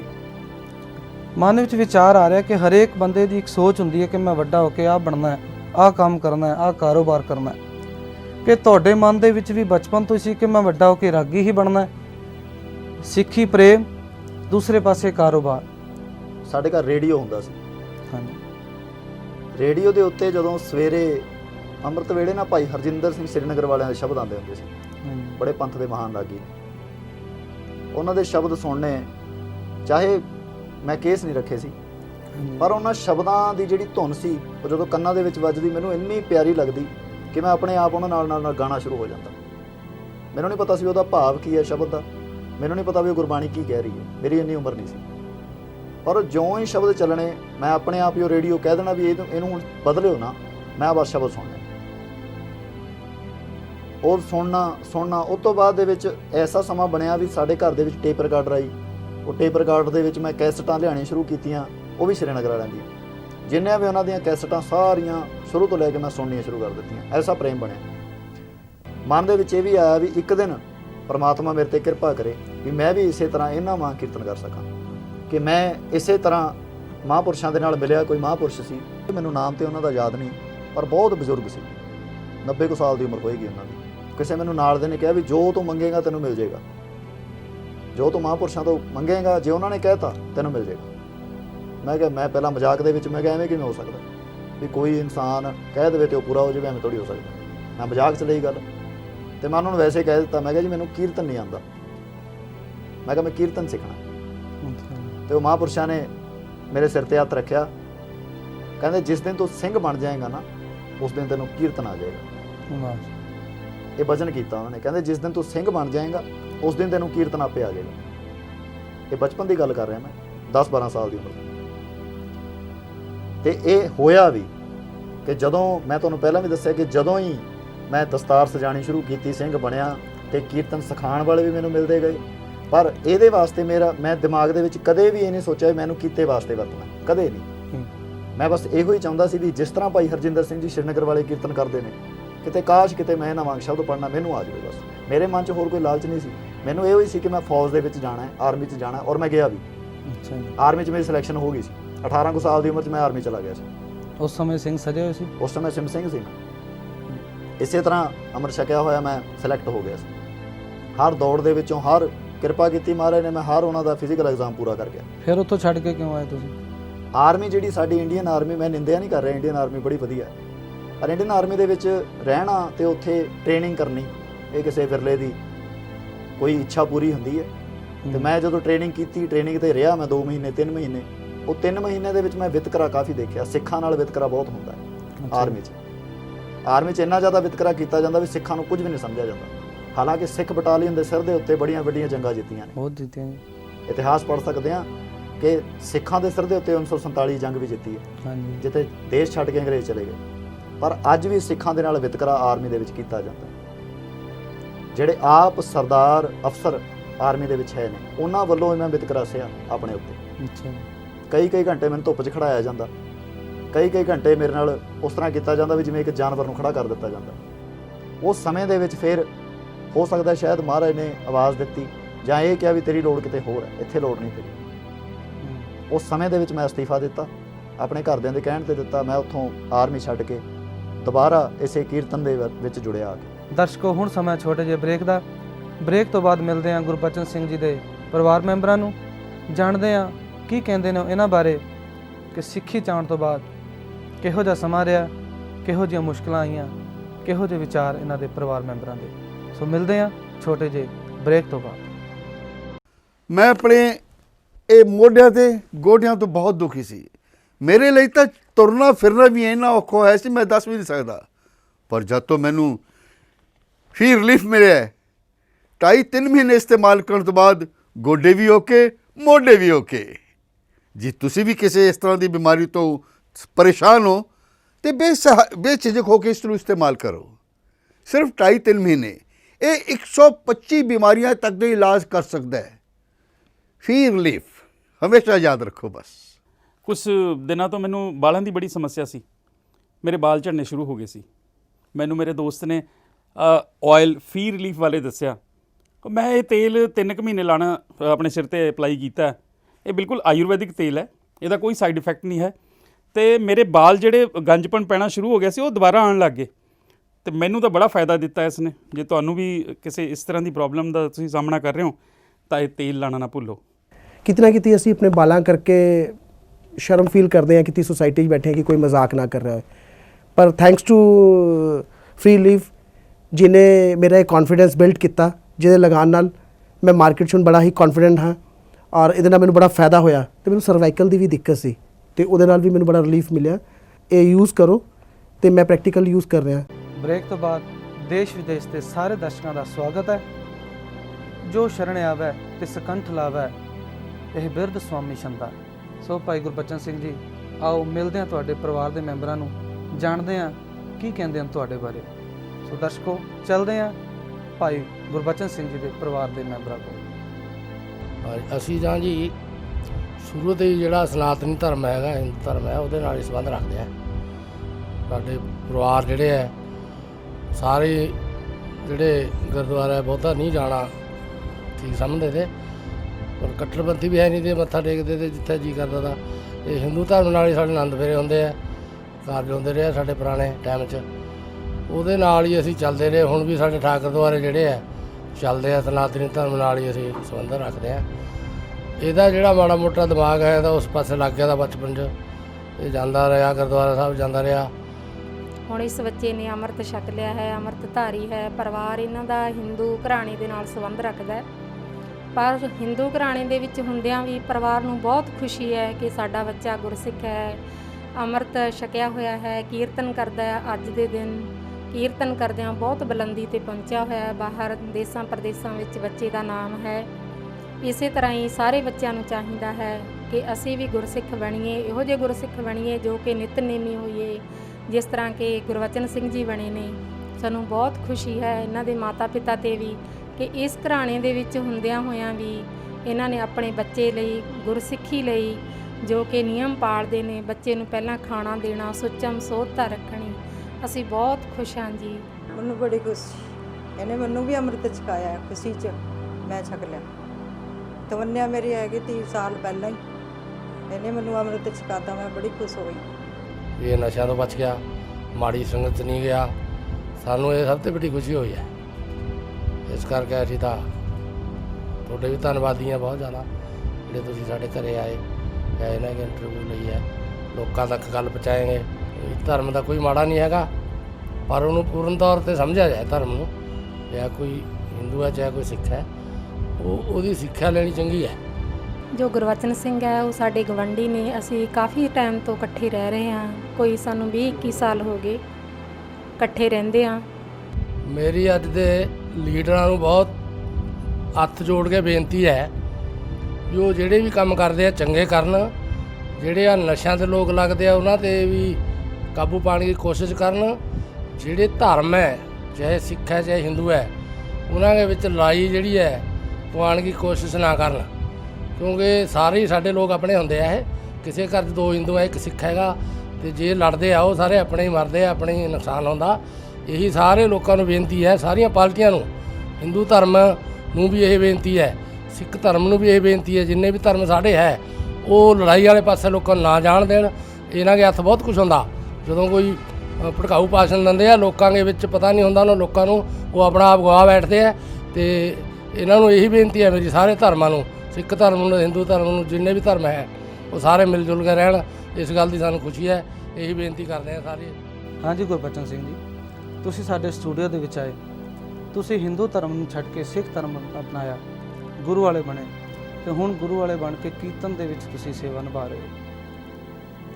ਤੁਸੀਂ ਆਪਣੇ ਦਿਲ ਦੀ ਦਾਸਤਾਨ ਸਾਰੀ ਸੰਗਤਾਂ ਦੇ ਨਾਲ ਸਾਂਝੀ ਕੀਤੀ। ਤੁਹਾਡਾ ਬਹੁਤ ਬਹੁਤ ਧੰਨਵਾਦ। ਜਾਂਦੇ ਜਾਂਦੇ ਸਾਡੇ ਦਰਸ਼ਕਾਂ ਨੂੰ ਕੀ ਸੰਦੇਸ਼ ਦੇਣਾ ਚਾਹੋਗੇ? ਦਰਸ਼ਕਾਂ ਵਾਸਤੇ ਸੰਦੇਸ਼ ਮੈਂ ਪਹਿਲਾਂ ਦੱਸ ਦਿਆਂ ਕਿ ਮੈਂ ਕੋਈ ਵਿਦਵਾਨ ਨਹੀਂ, ਕੋਈ ਬ੍ਰਹਮ ਗਿਆਨੀ ਨਹੀਂ। ਮੈਂ ਇੱਕ ਨਿਮਾਣਾ ਜਿਹਾ ਸਿੱਖ ਹਾਂ, ਜਿਹੜਾ ਇੱਕ ਦੂਜੀ ਕਮਿਊਨਿਟੀ ਦੇ ਵਿੱਚੋਂ ਆ ਕੇ ਸਿੱਖ ਧਰਮ ਦੇ ਵਿੱਚ ਆਇਆ। ਮੈਂ ਸਾਰੇ ਨੌਜਵਾਨਾਂ ਨੂੰ ਬੇਨਤੀ ਕਰਦਾ, ਪਹਿਲੀ ਗੱਲ ਤੇ ਸਾਨੂੰ ਆਪਣੇ ਘਰ ਦੇ ਵਿੱਚੋਂ ਨਸ਼ਾ ਕੱਢਣਾ ਚਾਹੀਦਾ। ਇਹ ਸੰਦੇਸ਼ ਮੇਰਾ ਬਹੁਤ ਜ਼ਰੂਰੀ ਹੈ। ਸਾਰੇ ਜਿਹੜੇ ਮੇਰੀ ਉਮਰ ਦੇ ਅੱਜ ਇਸ ਟੀਵੀ ਦੇ ਉੱਤੇ ਜਾਂ ਇਸ ਚੈਨਲ ਦੇ ਜ਼ਰੀਏ ਦੇਖ ਰਹੇ ਹੋਣ, ਉਹਨਾਂ ਨੂੰ ਮੇਰੀ ਬੇਨਤੀ ਹੈ, ਚਾਹੇ ਉਹ ਸਿੱਖ ਘਰਾਂ ਨਾਲ ਸੰਬੰਧਿਤ ਨੇ, ਚਾਹੇ ਹਿੰਦੂ ਘਰਾਂ ਨਾਲ ਸੰਬੰਧਿਤ ਨੇ, ਕੋਈ ਵੀ ਇਹ ਪ੍ਰੋਗਰਾਮ ਵੇਖ ਰਿਹਾ, ਆਪਣੇ ਘਰ ਦੇ ਵਿੱਚ ਨਸ਼ਾ ਨਾ ਵਾੜੋ। ਘਰ ਦੇ ਵਿੱਚ ਨਸ਼ਾ ਵੜੇਗਾ ਤੇ ਉਸ ਤੋਂ ਬਾਅਦ ਕਿਸੇ ਵੀ ਧਰਮ ਨੇ ਤੁਹਾਡੇ ਘਰ 'ਚ ਨਹੀਂ ਵੜਨਾ।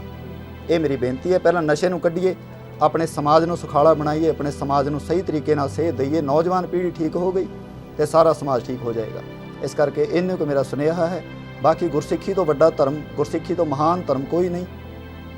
ਇਹਨਾਂ ਕੋ ਇਹ ਮੈਂ ਸੁਨੇਹਾ ਅੱਜ ਦੀ ਨੌਜਵਾਨ ਪੀੜ੍ਹੀ ਨੂੰ ਦੇਣਾ ਚਾਹੁੰਦਾ। ਗੁਰਬਚਨ ਸਿੰਘ ਜੀ, ਤੁਸੀਂ ਹਿੰਦੂ ਧਰਮ ਤੋਂ ਸਿੱਖੀ ਵੱਲ ਆਏ, ਤੁਹਾਡਾ ਸਾਰੀ ਸਿੱਖ ਕੌਮ ਵੱਲੋਂ ਬਹੁਤ ਬਹੁਤ ਸਵਾਗਤ ਕੀਤਾ ਜਾਂਦਾ ਹੈ। ਏਵਨ ਪੰਜਾਬੀ ਵੱਲੋਂ ਬਹੁਤ ਬਹੁਤ ਤੁਹਾਡਾ ਧੰਨਵਾਦ ਕੀਤਾ ਜਾਂਦਾ ਹੈ। ਏਵਨ ਪੰਜਾਬੀ ਦੀ ਸਾਰੀ ਟੀਮ ਵੱਲੋਂ ਅਵਾਰਡ ਆਫ ਆਨਰ ਆਪ ਜੀ ਨੂੰ ਦਿੱਤਾ ਜਾ ਰਿਹਾ ਹੈ। ਪ੍ਰਵਾਨ ਕਰੋ। ਵਾਹਿਗੁਰੂ ਜੀ ਕਾ ਖਾਲਸਾ, ਵਾਹਿਗੁਰੂ ਜੀ ਕੀ ਫਤਿਹ। ਸੋ ਗੁਰੂ ਪਿਆਰਿਓ, ਇਹ ਸਨ ਭਾਈ ਗੁਰਬਚਨ ਸਿੰਘ ਜੀ ਜੋ ਹਿੰਦੂ ਧਰਮ ਤੋਂ ਸਿੱਖੀ ਦੇ ਵੱਲ ਆਏ। ਇੱਕ ਗੱਲ ਯਾਦ ਰੱਖਿਓ, ਅਸੀਂ ਕਿਸੇ ਨੂੰ ਧੱਕੇ ਨਾਲ ਉਚਾਟ ਨਹੀਂ ਕਰ ਸਕਦੇ ਕਿ ਉਹ ਆਪਣਾ ਧਰਮ ਛੱਡ ਕੇ ਸਿੱਖੀ ਵੱਲ ਆਵੇ, ਪਰ ਲੇਖ ਨਾ ਮਿੱਟੀ ਹੈ ਸਖੀ ਜੋ ਲਿਖਿਆ ਕਰਤਾਰ। ਇਨਸਾਨ ਦੇ ਲੇਖ ਪਹਿਲਾਂ ਹੀ ਲਿਖੇ ਜਾ ਚੁੱਕੇ ਆ। ਜਿੱਥੇ ਪ੍ਰਮਾਤਮਾ ਨੇ ਜਿੱਥੇ ਜਿਹਨੂੰ ਰੱਖਣਾ ਹੈ ਉੱਥੇ ਹੀ ਉਸਨੇ ਰਹਿਣਾ ਹੈ। ਸੋ ਮੈਂ ਪਹਿਲਾਂ ਵੀ ਬੇਨਤੀ ਕਰ ਚੁੱਕਾ ਕਿ ਗੁਰੂ ਨਾਨਕ ਦਾ ਸੰਦੇਸ਼ ਹੀ ਐਸਾ ਹੈ, ਜਿਸ ਨੇ ਮਨ ਕਰਕੇ ਜਾਣ ਲਿਆ ਉਹ ਚਰਨਾਂ ਨਾਲ ਜੁੜਿਓ ਨਹੀਂ ਰਹਿ ਸਕਦਾ। ਸੋ ਗੁਰੂ ਪਿਆਰਿਓ, ਜੇਕਰ ਤੁਹਾਡੇ ਵਿੱਚੋਂ ਵੀ ਕੋਈ ਗੁਰੂ ਦਾ ਪਿਆਰਾ ਆਉਣਾ ਚਾਹੁੰਦਾ ਸਾਡੇ ਸਟੂਡੀਓ ਦੇ ਵਿੱਚ, ਆਪਣੀ ਦਾਸਤਾਨ ਆਪਣੀ ਜ਼ੁਬਾਨੀ ਦੱਸਣਾ ਚਾਹੁੰਦਾ ਜਾਂ ਕੋਈ ਸਿੱਖੀ ਤੋਂ ਪਤਤ ਹੋ ਕੇ ਦੁਬਾਰਾ ਗੁਰੂ ਦੇ ਚਰਨਾਂ ਨਾਲ ਜੁੜਿਆ, ਤਾਂ ਸਕਰੀਨ ਤੇ ਆ ਰਹੇ ਨੰਬਰਾਂ ਤੇ ਸਾਡੇ ਨਾਲ ਸੰਪਰਕ ਕਰੇ।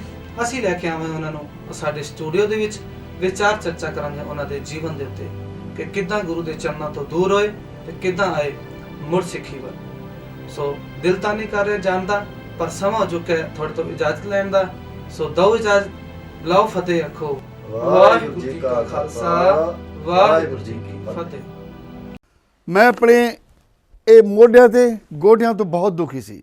ਮੇਰੇ ਲਈ ਤਾਂ ਤੁਰਨਾ ਫਿਰਨਾ ਵੀ ਇੰਨਾ ਔਖਾ ਹੋਇਆ ਸੀ, ਮੈਂ ਦੱਸ ਵੀ ਨਹੀਂ ਸਕਦਾ। ਪਰ ਜਦ ਤੋਂ ਮੈਨੂੰ ਫੀ ਰਿਲੀਫ ਮਿਲਿਆ, 2.5-3 ਮਹੀਨੇ ਇਸਤੇਮਾਲ ਕਰਨ ਤੋਂ ਬਾਅਦ ਗੋਡੇ ਵੀ ਓਕੇ, ਮੋਢੇ ਵੀ ਓਕੇ। ਜੇ ਤੁਸੀਂ ਵੀ ਕਿਸੇ ਇਸ ਤਰ੍ਹਾਂ ਦੀ ਬਿਮਾਰੀ ਤੋਂ ਪਰੇਸ਼ਾਨ ਹੋ ਤੇ ਬੇਝਿਜਕ ਹੋ ਕੇ ਇਸ ਨੂੰ ਇਸਤੇਮਾਲ ਕਰੋ। ਸਿਰਫ 2.5-3 ਮਹੀਨੇ ਇਹ 125 ਬਿਮਾਰੀਆਂ ਤੱਕ ਦਾ ਇਲਾਜ ਕਰ ਸਕਦਾ ਹੈ।